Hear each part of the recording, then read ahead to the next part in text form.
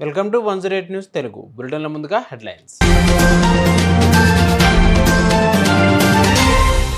Texas నుంచి వలసదారుల విమానం 205 మంది భారతీయులు స్వదేశానికి. తిరుపతి డిప్యూటీ మేయర్ టీడీపీ అభ్యర్థి మునికృష్ణ ఎన్నిక. మినిస్టర్స్ క్వార్టర్స్ ముట్టడించిన వీఆర్లు. మంత్రి పొంగులేటి శ్రీనివాసరెడ్డి స్పందించాలని నినాదాలు. అసలే పెళ్లిళ్ల సీజన్, కొండెక్కిన బంగారం ధరలు, ఏం చేయాలి? వివిధ దేశాల నుంచి అమెరికాలో ప్రవేశించిన అక్రమ వలసదారులను ట్రంప్ తిరిగి పంపించేస్తున్న విషయం తెలిసిందే. ఇప్పుడు భారత్ వంతు వచ్చేసింది. భారత్కు చెందిన 205 మంది అక్రమ వలసదారులతో యుఎస్ మిలిటరీ విమానం టెక్సాస్లోని శాన్ అంటోనియా నుంచి ఇండియాకు బయలుదేరింది. కాగా అక్కడ 18,000 మంది భారతీయులు అక్రమంగా నివసిస్తున్నట్లు భారత్, యుఎస్ గుర్తించాయని ఇటీవల బ్లూంబర్గ్ న్యూస్ పేర్కొంది.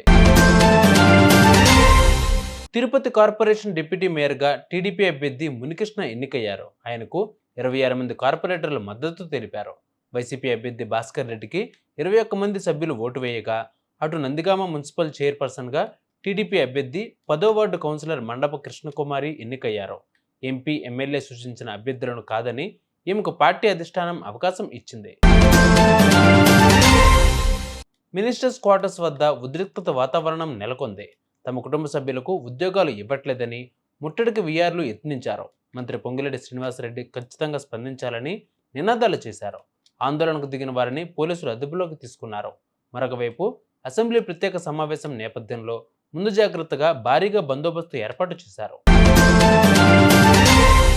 పిల్లల సీజన్ వేళ పసిడి ధరలు భయపెడుతున్నాయి. ఇవాళ హైదరాబాద్ బులియన్ మార్కెట్లో బంగారం ధరలు భారీగా పెరిగాయి. 22 క్యారెట్ల 10 గ్రాముల గోల్డ్ రేటు 1,050 రూపాయలు పెరిగి 78,100 రూపాయలకు చేరింది.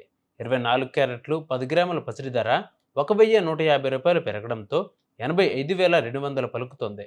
ఇక కేజీ సిల్వర్ రేటు వచ్చి 1,000 రూపాయలు తగ్గి 1,06,000కు చేరింది.